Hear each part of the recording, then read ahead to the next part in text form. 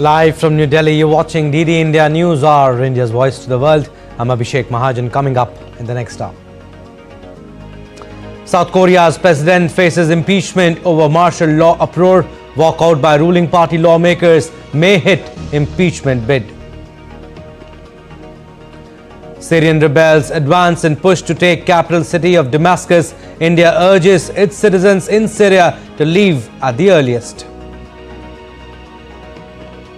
India's External Affairs Minister Dr. S. Jaishankar attends Doha Forum Panel, highlights innovative and participative diplomacy as the need of the hour. And in Adelaide Test, India lose quick wickets after Australia all out for 337, taking 157-run lead.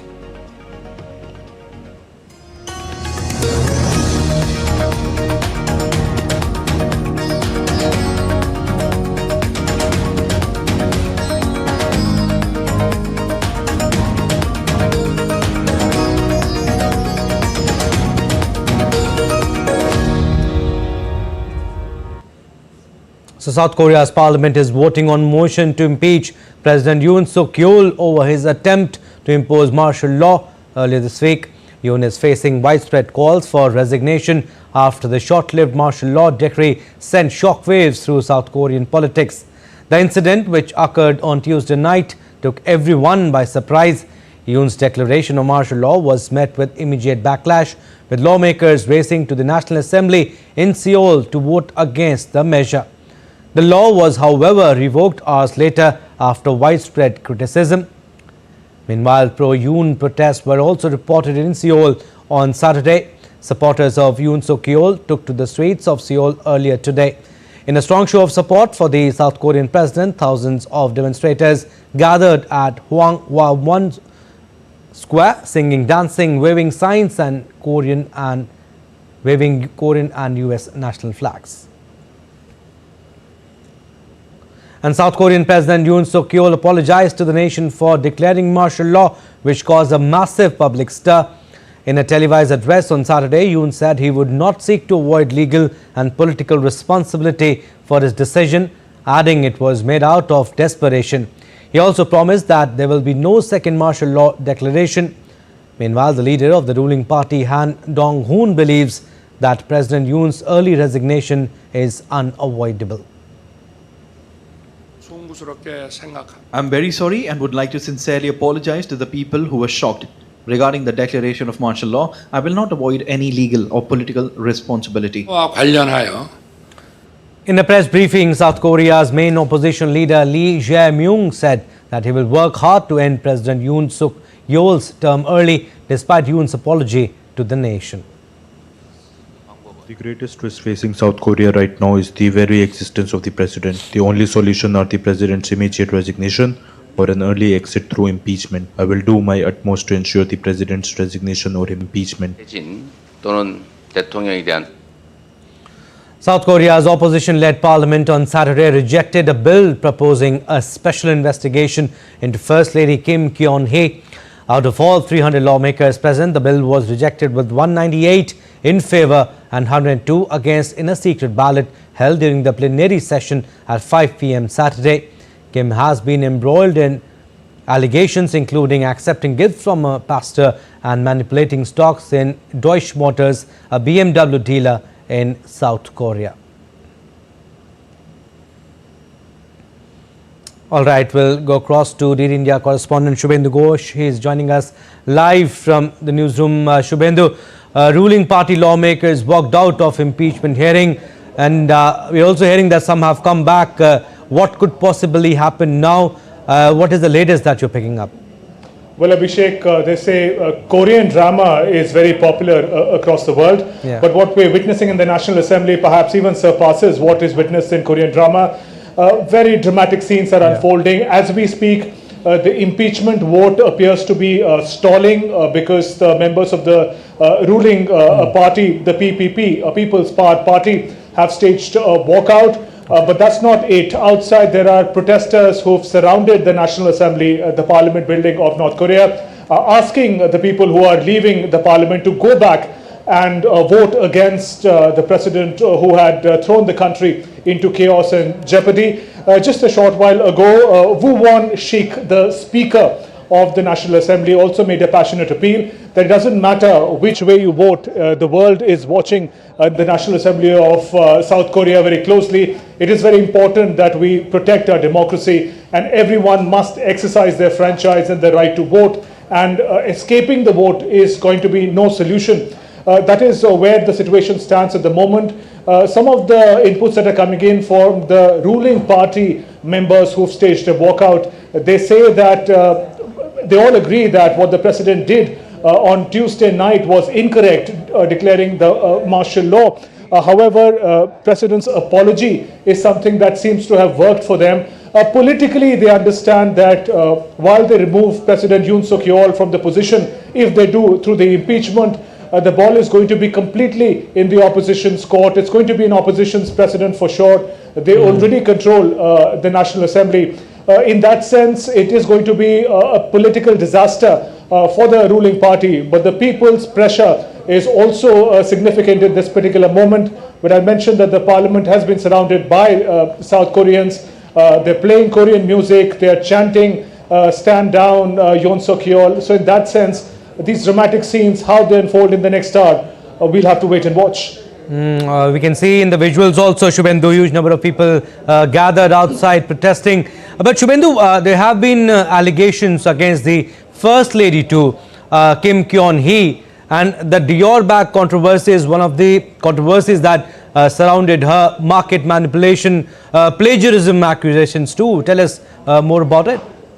Absolutely, Abhishek. And ironically, we should also mention the context from which Yoon Suk Yeol, the president, really appears on the political scenes. He makes his name as a public prosecutor, as someone who is able to account for the corruption in the political system, in the economic system of South Korea. He takes down big politicians, and that's how he comes onto the political scene, as someone who is risen from the ground. But in part, it has been a very, very difficult reign for Yoon Suk Yeol.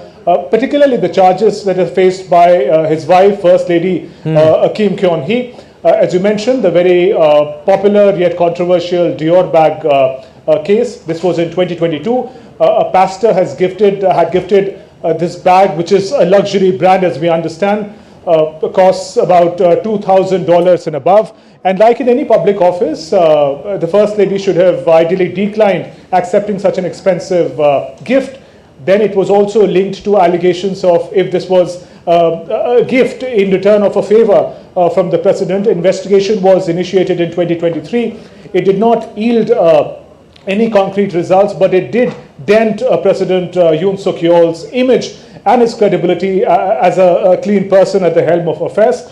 Alongside, there are also allegations of stock manipulation, that the First Lady is facing stock manipulation of some prominent automobile brands operating in South Korea. Both Yoon Suk Yeol and Kim together are also accused of corruption as far as political favoritism is concerned, in giving ranks to people that they prefer without following the ideal democratic process. So number of corruption charges now rising up. Yoon Suk Yeol has, in all sense of the word, lost his political credibility. He is just hanging on really to his position by this thread of technicality. This impeachment vote, which is stalled, is going to make all the difference. Shubhendu, if you can give a bit of a background, or also President Yoon embroiled in a significant political crisis.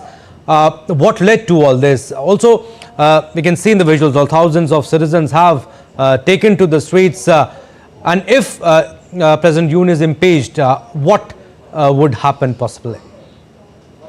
That's right, Abhishek. We'll have to again go back to Tuesday night, when the martial law was declared at the first place. President Yoon Suk Yeol would have wanted his country and the world to believe that the real reason for his decision was a threat from North Korea. The fact that, according to him, North Korean agents, communists, had penetrated the levels of the government and even the opposition, and therefore to protect the country, the only way was to declare the martial law. But as the hours proceeded and the manner in which the martial law was also taken back, it became clear that it was his very, very difficult political position that made him take the decision. We know that Yoon Suk Yeol had won the presidential election by a very thin margin of about 1% vote. And just earlier this year, his party had lost the parliament, the National Assembly elections. Nearly two-thirds of the National Assembly is now occupied by the opposition, by the Democratic Party of North Korea. In that sense, real political power had been slowly taken away from President Yeol. Most of his proposal, including the budget, was met by resistance as far as the National Assembly is concerned, who was supposed to pass such important legislation. Many of the cabinet members of Yoon Suk Yeol's team were facing impeachment motion. There were threats that Yoon Suk Yeol, in fact, would be facing impeachment, no confidence motion soon. So amidst these threats, perhaps Yoon Suk Yeol thought that declaring martial law, taking the whole power in his own hands, could have been a solution, but that turned out to be perhaps the biggest self-goal for him. And now the world is watching the National Assembly of South Korea to see the direction in which the impeachment vote goes ahead. If it fails today, which is what looks like the case, because not even 200 people, 200 members are there in the South Korean Assembly as we speak. There are 192 opposition members. Most of the ruling party, the People's Power Party, have staged a walkout. Dramatically, 4 members did come back after people chanted, motivated them to go back and fulfill their duties as a lawmaker. But the number hasn't reached 200 for the impeachment vote to be successful. If it fails today, the lawmakers can again come together on Wednesday, which is December 11th, for second round of impeachment vote, a second attempt at impeachment vote. However, in case it looks highly unlikely, but if the impeachment vote is successful, okay, and President Yeol is impeached, the matter will then go to the Constitutional Court, okay, where a batch of 9 judges are going to be taking the final decision on whether the president should be impeached. But again, a technical issue there is that only 6 judges are present as far as the Constitutional Court are concerned. 3 judges are yet to be appointed, and that appointment also has to be done by the highest authority, which is President Yeol. So this technical aspect, this dramatic development, we'll have to really wait and watch first how the impeachment progresses, and then from there, the way forward. All right, Shubhendu, thank you for making us understand the entire scenario. Thanks for the time being, but yes, keep tracking the story. We'll come back to you again. Now, Syrian rebels claim they seized control of the southern city of Dara, the birthplace of a 2011 uprising against President Bashar al-Assad, and the 4th city his forces have lost in a week. The rebels are now battling Syrian President Bashar al-Assad's forces from 2 directions, the north and the south, in an attempt to close in on Damascus.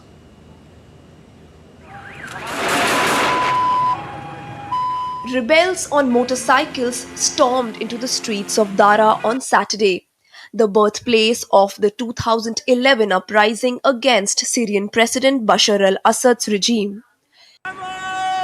Social media videos captured scenes of local fighters celebrating their takeover of the symbolic city, marking another blow to Assad's crumbling control. The rebel momentum has pushed them to the outskirts of Homs, a strategic city linking the capital to Assad's coastal power base. Dara's fall is the latest in a string of high-profile defeats for Assad's forces.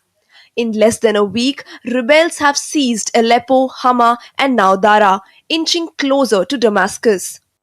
The shockwaves from this offensive are reverberating across Syria. In Swida province, officials abandoned critical government buildings while local fighters seized control of key checkpoints, further dismantling Assad's authority in the south. Meanwhile, Iran has reaffirmed its unwavering support for Assad's regime. Iranian foreign minister met with his Iraqi and Syrian counterparts in Baghdad as Tehran doubled down on its alliance. The threats of terrorism in Syria will not be limited to Syria, and it is a threat to all neighbors and the entire region. If Syria becomes the shelter for terrorists, with the return of ISIS and other terrorist groups, it will create a great threat to the region, And this threat will definitely not be limited to Syria and will accelerate into Syria's neighboring countries such as Iraq, Jordan, and Turkey. گروه‌های تروریستی تکفیری The US is also keeping a close eye on developments. Secretary of State Antony Blinken spoke with his Turkish counterpart to discuss developments on Saturday. In view of the deteriorating security situation in Syria, India issued an advisory to citizens to avoid all travel to Syria until further notice. The US and Russia have also asked their citizens to leave the country immediately. At least 370,000 people, mostly women and children, have now been displaced in Syria due to the latest escalation in fighting, according to the UN Office for Coordination of Humanitarian Affairs. The ongoing fighting in Syria is expected to displace around 1.5 million people, says the UN World Food Programme. This is a breaking point for a food crisis in the country where 12.9 million people are already considered food insecure. Bureau Report, DD India. Still to come on this edition of DD India NewsHour. Polling underway in Ghana's presidential and parliamentary elections. US court upholds TikTok ban law. TikTok to appeal in US Supreme Court now. And the iconic Notre-Dame Cathedral in Paris set to reopen its doors to the public on December 7.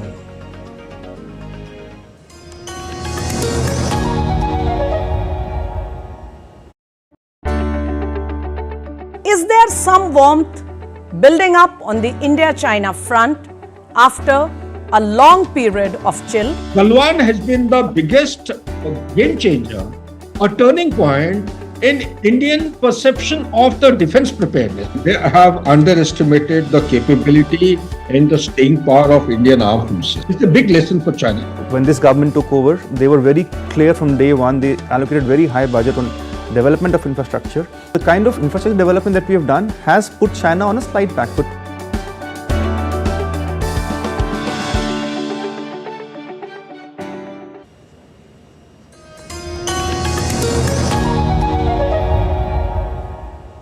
Welcome back. You're watching DD India NewsHour. I'm Abhishek Mahajan. Some more stories. Hundreds of pro-EU protesters and police clashed in Tbilisi on early Saturday morning after a standoff near the Georgian parliament. The police officials were seen using water cannons and tear gas to curb the violent situations as the protesters used fireworks, bottles and stones against the police. The protests near the parliament have been lasting for over a week, often resulting in riot police dispersing the rallies. Tens of thousands of demonstrators have clashed with riot police in Georgia over the week in protest against the governing Georgian Dream Party's decision to suspend talks aimed at joining the European Union until 2028. And Romania's top court annulled an ongoing presidential election after accusations of Russian meddling. The court ruled that the entire process will have to be rerun despite the second round being scheduled for Sunday and voting already underway in some polling stations abroad. The election would have pitted Calin Georgescu, a far-right pro-Russian candidate, against pro-European Union centrist leader Elena Lesconi. Georgescu scored single-digit numbers in opinion polls before the first-round vote on November 24, but then surged to a first-place finish that raised questions over the result. And in the latest from the conflict between Russia and Ukraine, Moscow claimed that its forces had taken Beretska, a small village close to the embattled town of Kurakhov in Ukraine's eastern Donetsk region. Russia's defense ministry confirmed the news on Saturday. And Ukrainian President Volodymyr Zelensky has condemned Russia's ongoing attacks, highlighting the devastating toll of its strikes on Ukrainian cities. In a post on social media platform X, Zelensky wrote, "Russia's words mean nothing, but their bombs and missiles speak volumes." Zelensky's statements came after Russian attacks on Ukraine's southeast killed 12 people and injured more than 40. Now, Ukrainian President Volodymyr Zelensky officially handed over the first batch of Peklo, which are domestically developed and built long-range cruise missiles, to the country's armed forces. The president announced the development from his official X handle, saying that the missile that puts Moscow within range is now being geared up for full-scale production and operational use. And Russian President Vladimir Putin and Belarusian President Alexander Lukashenko have signed an agreement on mutual security guarantees between Moscow and Minsk. At a joint press conference following the Supreme State Council, Putin expressed concern about the situation in Europe, in particular in Ukraine, saying that Western countries are deliberately escalating tensions. The Russian president also discussed the possibility of deploying weapons such as Oreshnik medium-range ballistic missile in Belarus, saying that he believes this will become possible in the second half of 2025. During the press conference, Lukashenko requested that Putin deploy new weapon systems, including the Oreshnik, on his country's territory. Now, NATO troops take part in a 2-week-long international military exercise dubbed Lightning in northeastern Estonia, not far from the Russian border. This exercise involves forces from multiple NATO member countries aimed at enhancing interoperability, improving defensive capabilities, and demonstrating NATO's readiness to respond to potential security challenges in the region. The training is part of NATO's broader efforts to bolster its defense posture in Eastern Europe, particularly in light of growing tensions with Russia. A US appeals court on Friday rejected TikTok's attempt to question the constitutionality of a law requiring TikTok to separate from its Chinese owners or face a US ban. The law signed by President Joe Biden in April would block TikTok from US app stores and web hosting services unless ByteDance, its Chinese parent company, sells the platform by January 19. After losing an appeal in a federal court, TikTok on Friday said it would go to the US Supreme Court under right to free speech to fight the ban. The US government alleges TikTok allows Beijing to collect data and spy on users. China and the company denied these claims. Now let's take a quick overview of the actions taken by various countries against TikTok. First countries to ban TikTok in June of 2020, the government cited national security and privacy concerns, accusing the app of potentially sharing data with the Chinese government. In October 2023, Indonesia banned TikTok's shop feature, citing violations of local e-commerce regulations. Iran and Pakistan have intermittently blocked TikTok. Jordan banned TikTok following civil unrest in December of 2022. Nepal issued a ban in November of 2023. Somalia has also blocked TikTok. Taliban banned TikTok in April of 2022. Armenia temporarily blocked TikTok. Although TikTok is still accessible in Russia, users are mainly shown content generated within the country.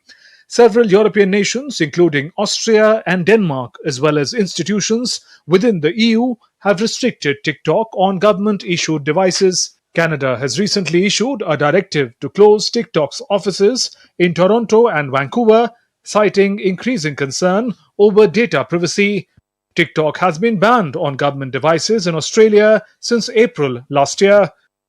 Across these regions, governments share common concerns around data privacy, national security, and the platform's influence on social behavior. Now in Ghana, polling is underway for presidential and parliamentary election amid hopes for an economic revival after the worst financial crisis in a generation, which led to a major debt default in the West African nation. President Nana Akufo-Addo is stepping down after completing his 2 term as allowed by the constitution, while Vice President Mahamudu Bawumia and opposition former President John Mahama are the front-runners in the election. Approximately 18.7 million out of Ghana's 34 million population are registered to vote. Let's now take a look at other stories making news around the world. The Federal Bureau of Investigation has announced a $50,000 reward for information leading to the arrest of the man who fatally shot United Healthcare CEO Brian Thompson. Police believe the suspect, who fled into Central Park on an electric bike, has since left New York City. A backpack believed to belong to the suspect was recovered in Central Park during a secondary search. Authorities are urging the public to assist as the investigation passes the crucial 48-hour window. Mexico's president has launched an investigation after 13 children reportedly died from contaminated intravenous nutrition at 4 central hospitals. Authorities are working to determine the cause and prevent further incidents. Taylor Swift's final Eras Tour concerts kicked off in Vancouver, drawing fans from around the world. Fans exchanged bracelets, posed with Swift's cover art and dressed to represent Swift's iconic music eras. The record-breaking tour has boosted economies and thrilled fans globally.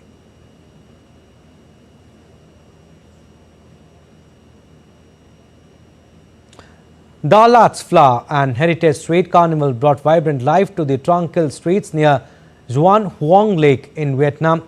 With dazzling flower floats and dancers in colorful costumes, the event created a fairy tale-like atmosphere for the visitors. And the iconic Notre-Dame Cathedral in Paris is set to reopen its doors to the public on December 7, marking a huge milestone in the historic monument's recovery following the devastating fire in April 2019. The blaze, which engulfed the medieval Gothic masterpiece Notre-Dame de Paris, caused widespread destruction, including the collapse of its spire and severe damage to its roof. In the aftermath, a massive restoration effort was launched, mobilizing architects, historians, artisans and engineers from around the globe. French President Emmanuel Macron, who pledged to restore Notre-Dame within 5 years, hailed the reopening as a testament to collective resilience and human ingenuity. The reopening ceremony will be graced by world leaders, including newly elected US President Donald Trump, incumbent First Lady of the US Jill Biden, the UK's Prince William and other high-profile dignitaries.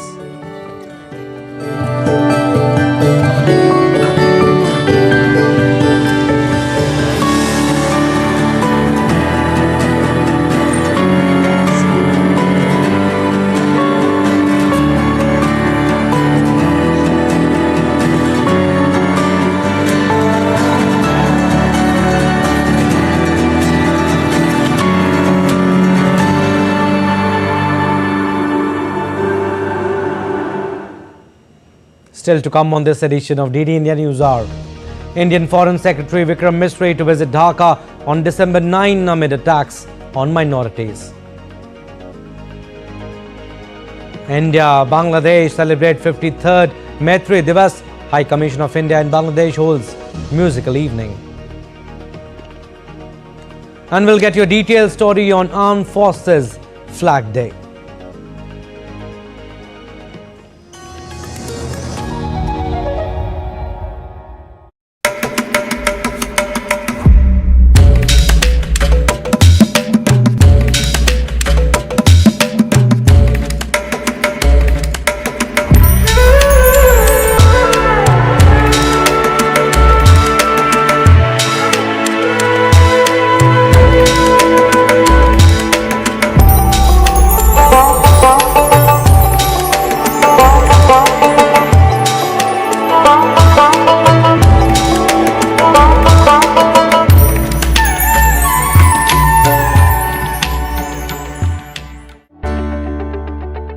Is there some warmth building up on the India-China front after a long period of chill? Galwan has been the biggest game changer, a turning point in Indian perception of the defense preparedness. They have underestimated the capability and the staying power of Indian armed forces. It's a big lesson for China. When this government took over, they were very clear from day one. They allocated very high budget on development of infrastructure. The kind of infrastructure development that we have done has put China on a slight back foot.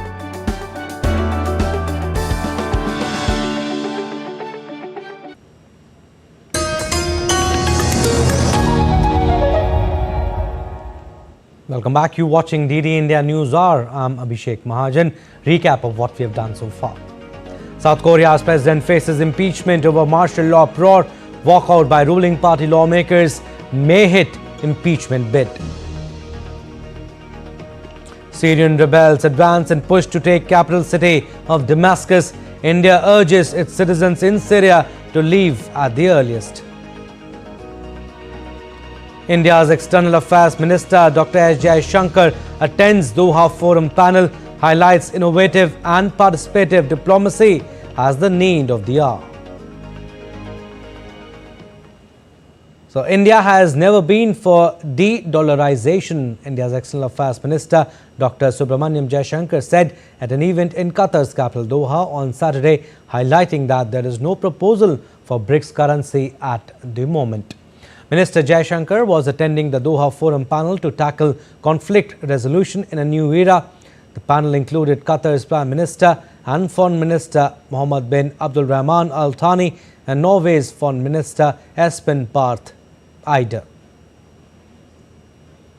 Where the BRICS remark was concerned, I think, I'm not exactly sure what was the trigger for it, but we've always said that, look, India has never been for de-dollarization. Right now, there is no proposal to have a BRICS currency. BRICS do discuss financial transactions, but certainly where India, BRICS doesn't, each country doesn't have an identical position on this. But where India is concerned, certainly, the United States is our largest trade partner. And we have no interest in weakening the dollar at all. Dr. Jaishankar also made the case for an innovative and participative diplomacy in his interaction at the Doha Forum. So many conflicts. We are trying to do something in Ukraine.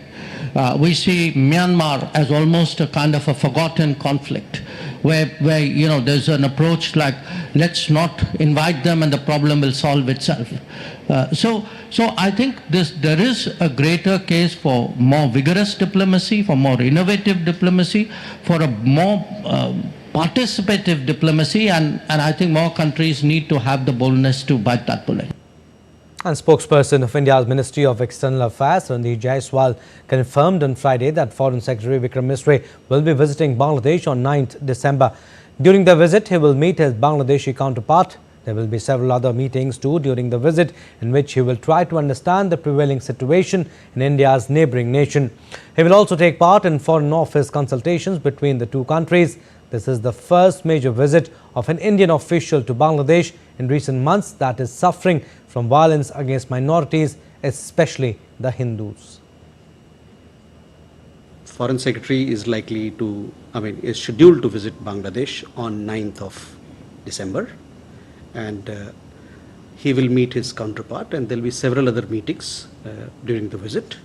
Foreign Office consultations led by the Foreign Secretary is a structured engagement between India and Bangladesh. We look forward to this meeting. We want to reiterate our position again that they have legal rights, and we hope that these legal rights will be respected and that the trial will be fair, transparent. The High Commission of India in Bangladesh organized a musical evening on Friday at the Indian Cultural Centre in Dhaka to mark the 53rd anniversary of Maitri Divas. On 6 December, India recognized Bangladesh as an independent sovereign nation in 1971, 10 days before Bangladesh achieved its liberation. The event included a lively cultural program. Many young and eminent artists offered soulful performances in traditional, folk and contemporary music.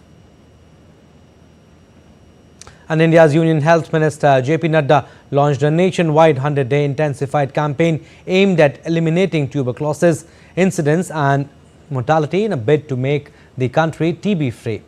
The event took place in Panchkula, Haryana. During the launch of this 100 days campaign, Health Minister JP Nadda said that this program will be a milestone in creating a TB-free India and a healthy nation. मैं ये मानता हूं कि यह कार्यक्रम TB मुक्त भारत और healthy nation, स्वस्थ देश, इसको बनाने में आज का दिन और ये 100 दिन का कार्यक्रम एक मील पत्थर साबित होगा. The Ashtalakshmi Mahotsav, a flagship event by the Government of India to celebrate the vibrant culture and development of the northeastern states, today attracted 1,000 visitors at Bharat Mandapam, New Delhi. The highlight of Day 2 is the first technical session titled Catalyzing Northeast's Progress for a Viksit Bharat at 2047. The session focused on unlocking the immense potential of the northeastern region in shaping a developed India. The panel discussion was graced by the Minister of Development of the Northeastern region and the Chief Ministers of the 8 northeastern states. These esteemed leaders delve into strategies for fostering economic growth, enhancing connectivity, and promoting sustainable development in this culturally rich and resource-abundant region. कि जो हमारे लोगों की क्षमता है, चाहे वो बुनकर हो, चाहे हॉर्टिकल्चरिस्ट हो, उनको आप पूरा वैल्यू चेन बनाओ. या तो आप पाइनएप्पल की बात करो, या मोगा या एरी सिल्क की बात करो, या आगर की बात करो. उन लोगों को जो मेहनत मशक्कत करते हैं और पीढ़ियों से, ये पूर्वजों से विरासत में उनको मिली है, उनको उस पूरे वैल्यू चेन का केवल 5 या 10% मिलता है. बाकी 90% वैल्यू चेन बाकी इंडस्ट्री ले जाती है. हमारा लक्ष्य होना चाहिए, और यही मैंने हमारे प्रदेश शासनों से भी निवेदन किया है कि साथ में मिलकर काम करना चाहिए कि उस वैल्यू चेन का सबसे बड़ा भाग हमारे स्थानीय लोगों को मिलना चाहिए ताकि उनकी आमदनी हम लोग बढ़ा पाएं. The Ashtalakshmi Mahotsav, named after the 8 manifestations of Goddess Lakshmi, symbolizes the prosperity and promise of the 8 northeastern states. The event underscores the Government of India's commitment to integrating the region into the national growth narrative. This celebration of Northeast India continues, showcasing its vibrant heritage and discussing transformative policies to make the region a pivotal contributor to India's vision of becoming a Viksit Bharat by 2047. With inputs from Kriti Vadera, DD India. And nestled in the heart of Meghalaya, where misty hills meet rich soil, grows a fruit that is as unique as the land itself.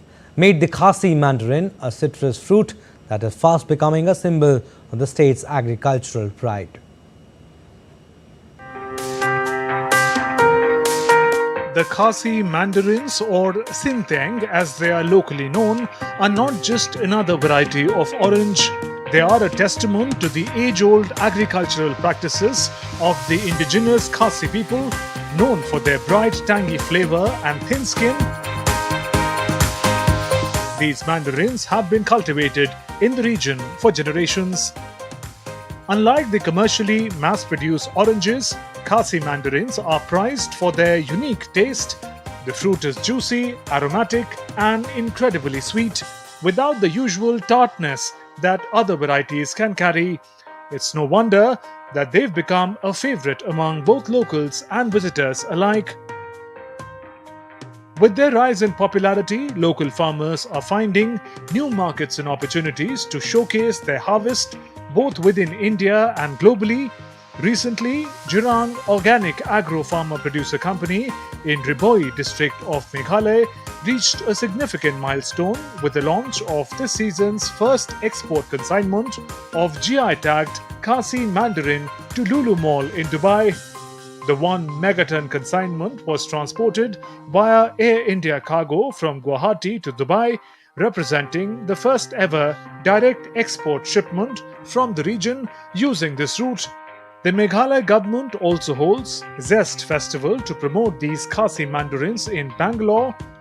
The geographical indication tag that was awarded this year has greatly facilitated their ability to export products to distant locations. Last year, the society successfully exported 20 metric tons of produce to Dubai.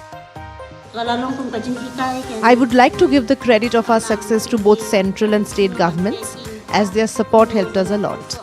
The Jirang Organic Agro Farmer Producer Company has had a positive impact on the region, especially the women, and has created significant employment opportunities. Farmers expressed their satisfaction with the employment generated by the society, noting it has improved their livelihood. They urged other youth and community members to seize these opportunities, work hard, and not shy away from contributing to the region's growth. The Khasi Mandarin is more than just a fruit. It's a symbol of Meghalaya's rich agricultural heritage and a reflection of the state's natural beauty. From the hilltops of the Khasi Hills to markets across India, The story of Khasi Mandarin continues to unfold, one sweet juicy bite at a time. Also, this success story serves as an inspiring example of how community-driven initiatives can foster economic growth, enhance livelihoods, and contribute to sustainable development in the region. Bureau Report, DD India. In remembrance of our soldiers, veterans and Indian Armed Forces martyrs, December 7th is designated as Armed Forces Flag Day each year. Extending his greetings on the occasion, Defence Minister Rajnath Singh hailed the courage, valour, fortitude and sacrifices of Indian Armed Forces. The Minister has also urged people to contribute generously to Armed Forces Flag Day Fund. सशस्त्र सेना झंडा दिवस हमें यह संदेश और साथ ही यह अवसर भी देता है कि हम सेवानिवृत्त सैनिकों, उनके परिवारों और वीर नारियों के प्रति अपनी जिम्मेदारियों को निभाएं। आप सभी अवगत होंगे कि हमारे जो सेवानिवृत्त सैनिक हैं अथवा उनका जो परिवार है, उनके बच्चे हैं, उनके कल्याण के लिए सरकार अपने स्तर पर हर वह कदम उठा रही है जो कदम उठाने चाहिए।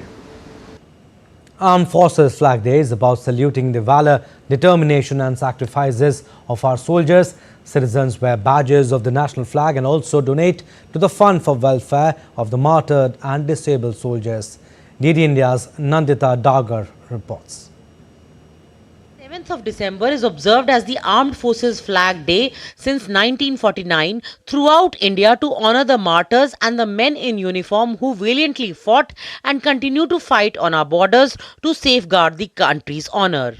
Soldiers are one of the greatest assets of any country. They are the guardians of the nation and protect the citizens at all costs. The Armed Forces Flag Day brings to forefront our commitment of looking after our war-disabled soldiers, Veer Naris and the families of martyrs who have sacrificed their lives for the country. Fundraising for the well-being of armed forces personnel and their families is another aspect of the Armed Forces Flag Day. The Defence Ministry created the Armed Forces Flag Day Fund in 1949. Contributions can be made to the Armed Forces Flag Day Fund by cheque, demand draft, NEFT, RTGS drawn in various bank accounts. For contribution to the Armed Forces Flag Day Fund, you may please log in to affdf.gov.in.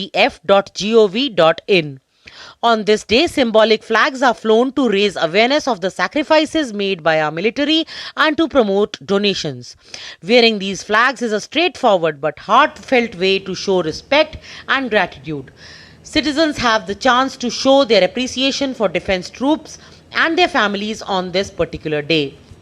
In New Delhi, this is Nandita Dagar for DD India. Let's now take a look at other stories making news. Assam Governor Lakshman Prasad Acharya participated in a solemn and spirited celebration on the occasion of Armed Forces Flag Day in Guwahati on Saturday. In his address, Acharya honoured the sacrifices and dedication of military personnel in safeguarding national security.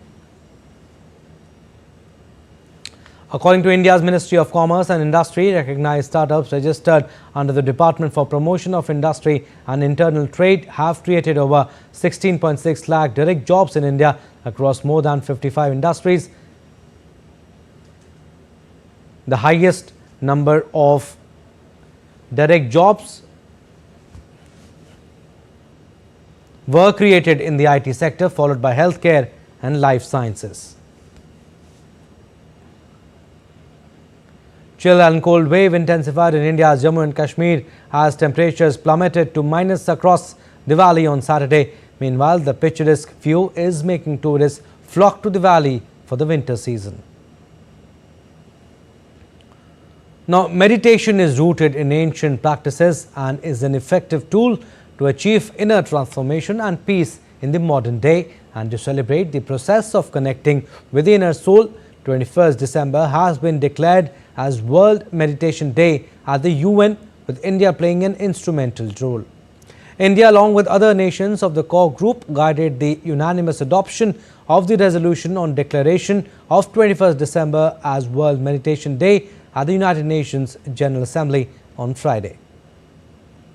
India had taken the lead in declaration of 21st June, which marks summer solstice as International Day of Yoga by the UN in 2014. In a decade, it has become a global movement which has led to common people across the globe practicing yoga and making it a part of their daily lives. Still to come on this edition of DD India NewsHour. India's Finance Minister Nirmala Sitharaman holds pre-budget consultation meeting in Delhi. Argentine soccer player Lionel Messi has been named Major League Soccer's most valuable player. Formula One champion Lewis Hamilton bids farewell to Mercedes on Sunday to join Ferrari next year.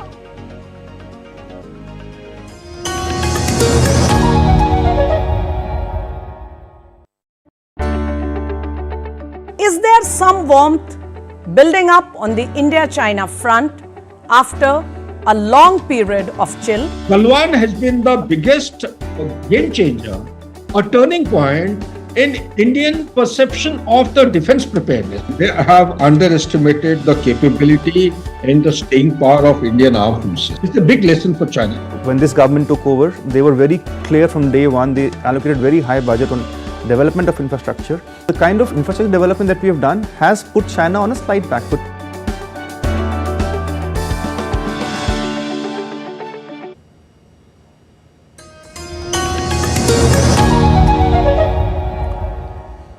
Welcome back. You're watching DD India NewsHour. I'm Abhishek Mahajan. India's President Draupadi Murmu on Saturday laid the foundation for 3 new railway lines in Odisha of worth 6,294 crore rupees connecting Kendujhar and Mayurbhanj districts.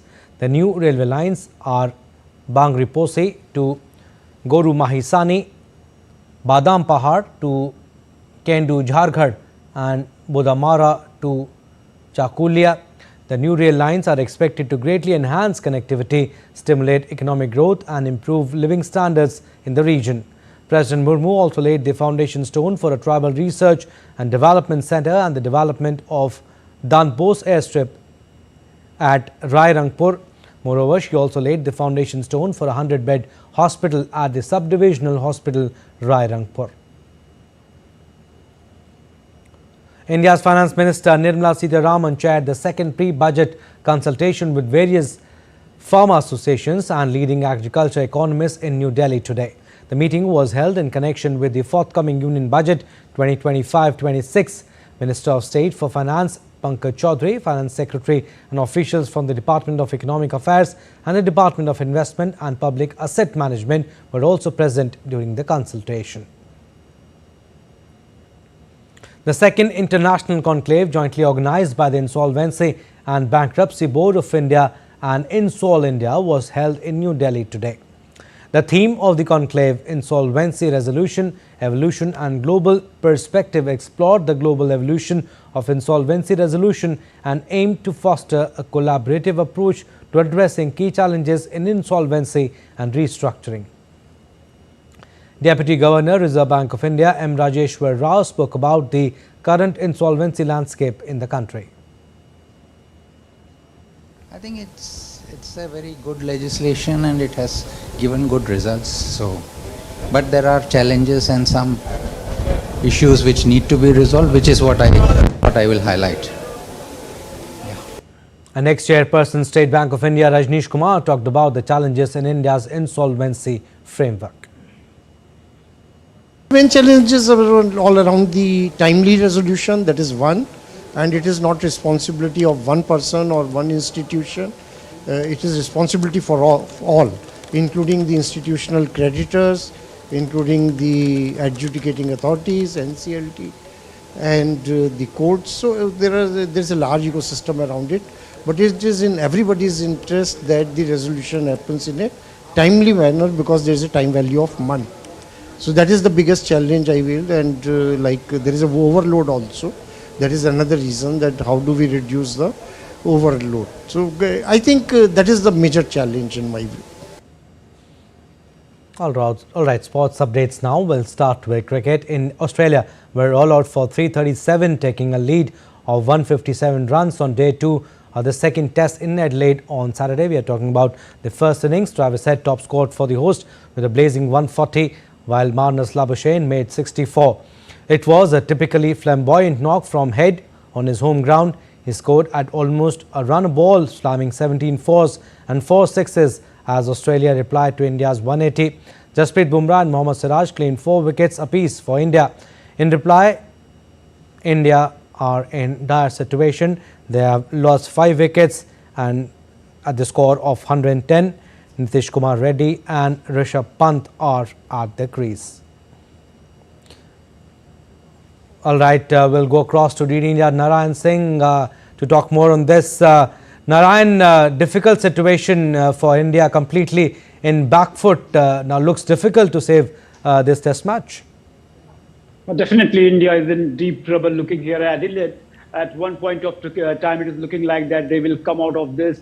The way they started in the morning, Jasprit Bumrah taking the early wickets. But after that, the way Travis had batted and played the fastest pink ball century. Kudos to him. Every time when he's against India, he's playing a flamboyant cricket, whether it is the ODI World Cup, whether it is World Test Championship final. Every time Travis Head is there. Even in the first test match at the Perth, he was there and played a good knock while other Aussies batsmen are falling like pins. But again, he showed that why always he is the best player when the Australian team is against India. So that knock just changed the complexion of the match. And again, the way their bowlers are performing, and India are 5 wickets down here. And they should have, we can say that, we know that this period is a very testing period with the pink ball during the twilight time. But they need to play to their potential, because if they don't, definitely it will hurt their cause here, the way they played in the first test match at the Perth and now here at Adelaide. And we are hoping that the way Rishabh Pant is there and the way Nitish Kumar Reddy performed in the first inning, so it requires a lot of, we can say that, determined play and determined, we can say that a purpose for them to play here for India, and just as far as they can reduce the deficit as possible for them. So a good lead they need to take here if they want to be in this test match and they want to win the coveted Border Gavaskar trophy. Yes, Narayan, things are looking difficult for India. They have already lost 5 wickets in the second innings and the score is only 111. They still trail Australia by 46 runs. We'll leave it at that. Thank you, Narayan, for your inputs. Gus Atkinson took a hat-trick as England coasted towards a dominant victory in the second test against New Zealand in Wellington on Saturday. They reached 378 runs for the loss of 5 wickets on day 2 with an imposing lead of 533. Most of the England batters thrived, with Jacob Bethel and Ben Duckett both falling in 90s and Harry Brook bagged a half-century. Atkinson and Bryden Cars earlier lit up the morning session with some fine seam bowling to dismiss New Zealand for 125 and put England on course for a first series triumph in New Zealand since 2008. England won the first test by 8 wickets. Soccer updates now. Argentine soccer great Lionel Messi was named Major League Soccer's most valuable player on Friday after captaining Inter Miami into a record-breaking regular season campaign. Messi was handed the award after his performances helped Miami to a record regular season points tally of 74, earning the club his first ever supporters' shield. The 37-year-old Argentine finished the regular season with a league-leading 36 goal contributions. 7-time Formula One champion Lewis Hamilton has revealed that his final year with Mercedes has been emotional. Last winter, they announced that he would leave the team to join Ferrari in 2025 ahead of 2024 season ending Abu Dhabi Grand Prix on Sunday. Hamilton said he didn't fully grasp the difficulties he would face during his final season with the Silver Arrows. 39-year-old Hamilton has won twice this year, but his latest victory was at the Belgian Grand Prix in July. And India has witnessed a surge in interest among youngsters for equestrian sports, as evident from the recently held Penta Grand Equestrian Championship in Ghaziabad. This event saw participation from various state police forces, ITBP, Assam Rifles, BSF 61 Cavalry and other clubs. According to international equestrian coach Ahmed Afsar, the sport has gained significant traction among young players after India won medals in equestrian events at the Asian Games 2023. ली है 2023 में Asian games में इसमें बड़ी मेहनत लगी है, बाहर जाके ट्रेन करना और फिर पार्टिसिपेट करना। जो सबसे ज़्यादा टफ माना जाता है टेक्निकली, तो उसमें जब हमने गोल्ड जीत ले, पूरे एशिया को कॉन्कर कर लिया, अब हमारी तैयारी ओलंपिक की है। इससे प्रेरणा मिलती है इन छोटे बच्चों को जो यहाँ आके गुरुकुल में हॉर्स राइडिंग सीख रहे हैं, बहुत सारे स्कूलों में सीख रहे हैं, बहुत सारे क्लब्स में सीख रहे हैं। वो देखते हैं कि उनका अब रोल मॉडल्स मिल गए कि हम जीत सकते हैं। And Tadej Pogačar of Slovenia was awarded the Valor d'Or for Best Men's Cyclist of the Year. Pogačar was expected to win the prize after he snagged the Giro d'Italia, Tour de France and the World Championship in 2024. The Team UAE rider also won the Eddie Merckx Trophy for Best Classics Rider at this ceremony in Paris. Pogačar won an astounding 25 wins for the season to help him claim his second Valor d'Or award after winning his first in 2021. India's public broadcaster Prasar Bharati has recently launched Waves, entering the field of OTT platform. Waves provides a complete infotainment ecosystem to digital media and OTT audiences. If you also want great content for free, then download Waves today. And that's all for this edition of DD India News Hour, but do let us know your thoughts on the news of the day. For those on the go, you can get all the latest news and updates from India and across the world on DD India mobile app. The app is available on both Android and iOS. Scan the QR code on the screen to download now. And we'll be back with more news as it breaks here on DD India. I'm Abhishek from all of us here in Delhi. Thanks for watching DD India News Hour.